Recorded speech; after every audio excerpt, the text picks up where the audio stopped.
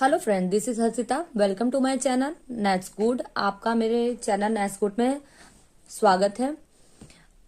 मैं आज आपको हिस्ट्री के सेकंड चैप्टर पढ़ाऊंगी। मैंने फर्स्ट चैप्टर का वीडियो बना के अपलोड कर दिया है, आप देखे होंगे या आगे देख लीजिएगा। इस वीडियो के डिस्क्रिप्शन में उसका लिंक मैं डाल दूंगी। तो आपके हिस्ट्री का क्लास 12th हिस्ट्री का चैप्टर सेकंड है राजा, किसान और नगर।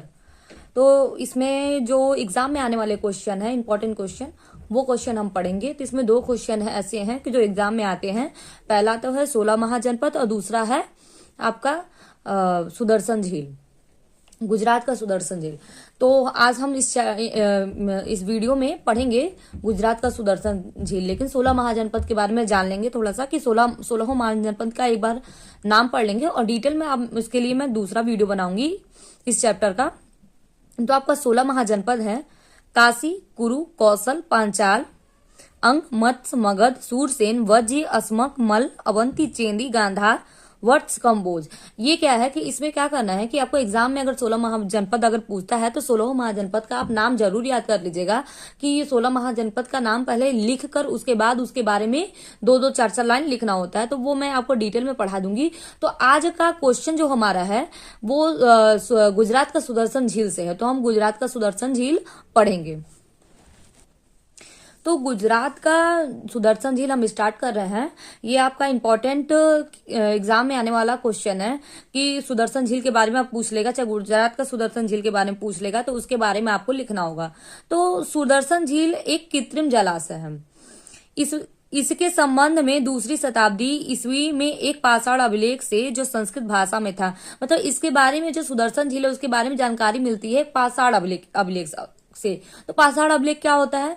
पत्थरों पे जो लिखा जाता है उसको पाषाण मतलब पत्थर। तो पत्थरों पे जो अभिलेख मिलते हैं उसको पाषाण अभिलेख मिलते हैं। तो उसके बारे में गुजरात के सुदर्शन झील के बारे में, उसके बारे में पाषाण पे लिखे हुए अभिलेख द्वारा पता चलता है। जो किस भाषा में लिखी गई है वो संस्कृत भाषा में लिखी गई है। इस अभिलेख को शक शासक रुद्रदामन की उपलब्धियों का उल्लेख करने के लिए बनवाया गया था। और इसमें कह रहा है कि इस अभिलेख को जो संस्कृत में मिले हैं पाषाण का मतलब पत्थर पे जो लिखा हुआ मिला है वो रुद्रदामन की उपलब्धियों का उल्लेख करने के लिए बनवाया गया था। मतलब रुद्रदामन जिसने उस सुदर्शन झील का निर्माण कराया उनके बारे में, मतलब उन्होंने इसका निर्माण कराया, इस बारे में जानकारी देने के लिए ये अभिलेख लिखवाया गया था। गिरनार में स्थित इस अभिलेख में कहा गया कि जल द्वारा और तटबंधों वाली इस झील का निर्माण मौर्य काल में एक स्थानीय राज्यपाल द्वारा किया गया था। वहां पे जो है स्थानीय, वहां पे जो रहने वाला जो राज्यपाल था उसके द्वारा ये झील का निर्माण करवाया गया था।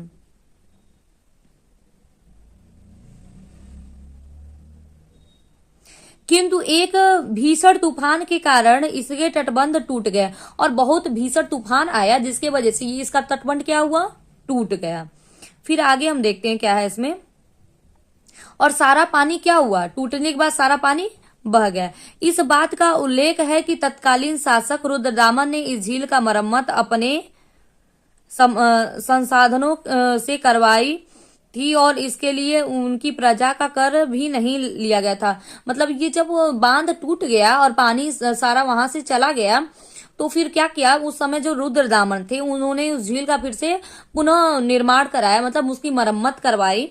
और उसकी मरम्मत कराने में जो भी पैसा लगा वो रुद्रदामन ने लगाया। मतलब कि वहां की प्रजा से कर नहीं लिया गया, मतलब वहां की प्रजा से टैक्स नहीं लिया गया।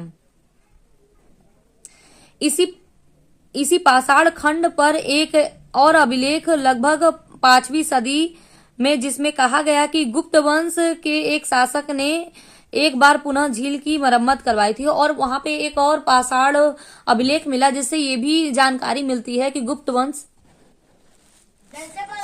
वंश के शासक ने इसे पुनः निर्माण कराया, मतलब कि फिर से गुप्त वंश के शासक ने उसका निर्माण करवाया था। ये शिलालेख अभिलेख से जानकारी मिलती है। अगर आपको मेरा वीडियो अच्छा लगता हो तो प्लीज मेरे चैनल को सब्सक्राइब कर दीजिए। और क्लास 12th हिस्ट्री के सभी एग्जाम में आने वाले क्वेश्चन मैं अपने चैनल पे डालूंगी और आपको वहां से चैनल पे जाके आप उसको पढ़ सकते हैं, एक बार मेरे साथ रिवीजन कर सकते हैं। आज का चैप्टर यहीं समाप्त हुआ। अब मिलते हैं अगले वीडियो नए क्वेश्चन के साथ जो एग्जाम में आने वाले हैं। तो थैंक यू। अगर आपको मेरा वीडियो अच्छा लगा हो तो मेरे चैनल को सब्सक्राइब कर दीजिए। Bye bye.